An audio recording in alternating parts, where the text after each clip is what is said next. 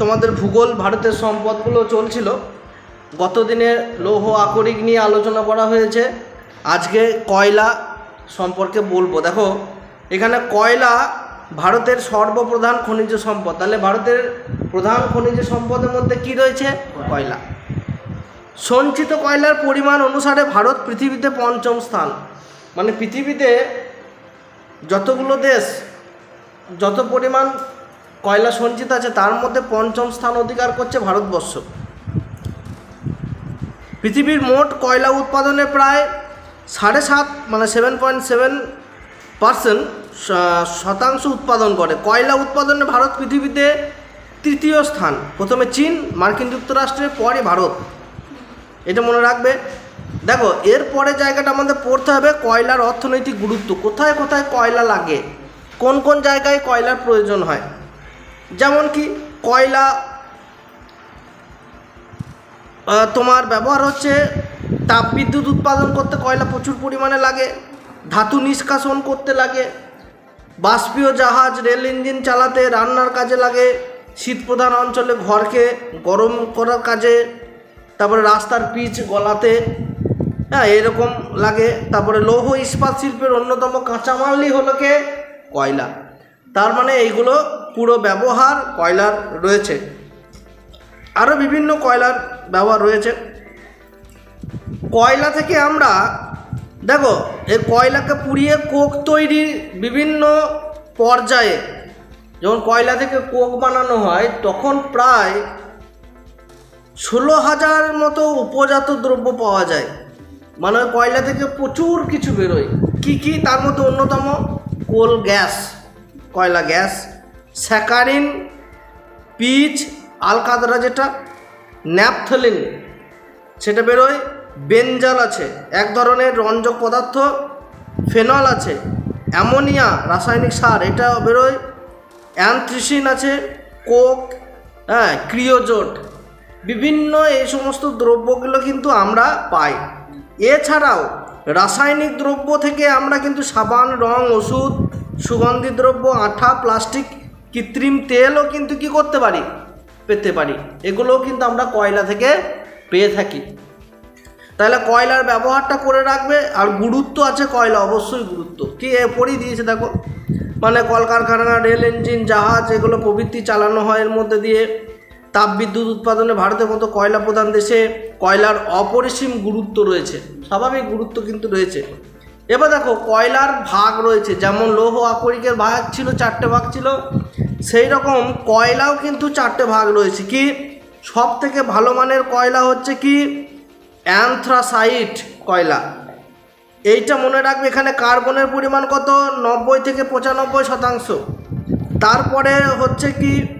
তারপর হচ্ছে বিটুমিনাস, 35 থেকে 50% কার্বনের পরিমাণ। কয়লায় কার্বন থাকে, ওই জন্য কালো হয়।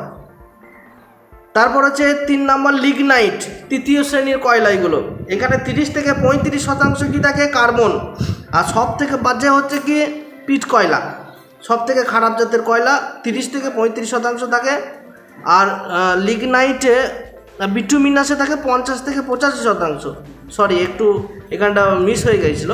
বিটুমিনাসে কার্বন থাকে 50 থেকে 85, লিগনাইটে থাকে তোমার 35 থেকে 50, পিট কয়লায় থাকে 30 থেকে 35% কার্বন। মানে খুব বেশি কয়লাটা ভালো নয়, পিট কয়লাটা। এবারে দেখো এইখানে একটা তথ্য দিয়েছে। 2013 সালের হিসাব অনুসারে ভারতে আনুমানিক প্রায় 29,891 কোটি টন কয়লা সঞ্চিত আছে, যার প্রায় 95.5% হলো গন্ডোয়ানা কয়লা। মানে সে গন্ডোয়ানা একটা যুগ ছিল, সেই যুগের কয়লা। তখন যে গাছপালা মাটিতে চাপা পড়েছিল সেই তখনকার কয়লা, মানে কোন কালের, অনেক কোটি বছর আগেকার। যেমন দেখো আনুমানিক প্রায় 28 থেকে 30 কোটি বছর আগে এই কয়লার স্তর গঠিত হয়। এই কয়লার মধ্যম শ্রেণী মানে বিটুমিনাস, এই বিটুমিনাস মধ্যম শ্রেণীর কয়লা, মানে অ্যান্থ্রাসাইট নয়, মানে বিটুমিনাস, মানে মোটামুটি ঠিকঠাকই আছে আর কি, মানে কোয়ালিটি মোটামুটি ঠিক আছে। মানে ভারতে তার মানে যে কয়লা পাওয়া যায় আমরা কিন্তু মধ্যম মানে বলতে পারি, উচ্চ মানের কয়লা কিন্তু নয়। উচ্চ মানে একদম কি থাকে না, থাকে, অবশ্যই থাকে, কিন্তু বেশিরভাগ আমরা পাই বিটুমিনাস জাতীয় মানে মধ্যম মানের কয়লা। বেশ, এবার আমরা জানব যে আঞ্চলিক বন্টন, মানে ভারতের কোন কোন জায়গায় কয়লা কত পরিমাণে পাই, আমরা কোন রাজ্যে সবথেকে বেশি কয়লা পাই সেটা সম্পর্কে এবারে জানবো। দেখো আমি বলেছিলাম 1 থেকে 2টো রাজ্যের নাম জানবে আর সেখানকার কোন কোন জেলাতে কয়লা উত্তোলন হয়, বাস সেটা জানলেই হবে। যেমন দেখো 2012-13 সালে ভারতে 5,52,00,000 টন কয়লা উত্তোলিত হয়। 12-13 সালে কয়লা উৎপাদনে বর্তমানে ভারতের মধ্যে ছত্তিশগড় প্রথম স্থান অধিকার করে। ছত্তিশগড়ে সবথেকে বেশি কয়লা উত্তোলিত হয়, তাহলে এটা মনে রাখবে, ছত্তিশগড়ের রাজ্য। এই রাজ্যের মধ্যে কতগুলো কয়লা খনি, মানে যেগুলো হচ্ছে ইম্পর্টেন্ট কয়লা খনি কি, হ্যাঁ, কোরবা, বিলাসপুর, বেতুল, রায়গড়, ঝিলিমিলি, হ্যাঁ, সিঙ্গারাউলি, এইগুলো। এরপর হচ্ছে ভেতরে না এগুলো আমার যেমন পশ্চিমবঙ্গের মধ্যে কি, যেমন বর্ধমান, রানীগঞ্জ, আসানসোল, এগুলো একটা জায়গা, সেই রকম এই ছত্তিশগড়েও আছে না জেলা, এগুলো নাম। দ্বিতীয় স্থান হচ্ছে ঝাড়খণ্ড। ঝাড়খণ্ডে ঝরিয়া ভারতের বৃহত্তম কয়লা খনি, ঝরিয়া। তারপর বোকারো, চন্দ্রপুরা, হুতা, রামগড়, গিরিডি। উড়িষ্যা আছে তৃতীয়, মধ্যপ্রদেশ চতুর্থ, অন্ধ্রপ্রদেশ পঞ্চম, আমার পশ্চিমবঙ্গ 7ম স্থান অধিকার করে। বুঝতে পেরেছ?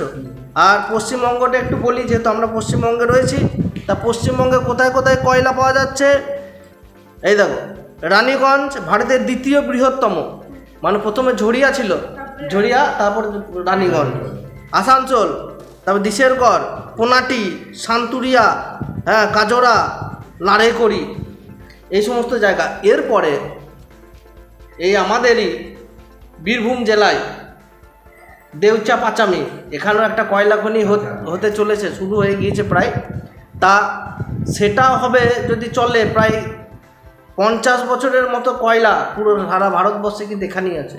50 বছর আরামসে চলে যাবে এখানে যে পরিমাণ কয়লা আছে এই দেউচা পাচামিতে।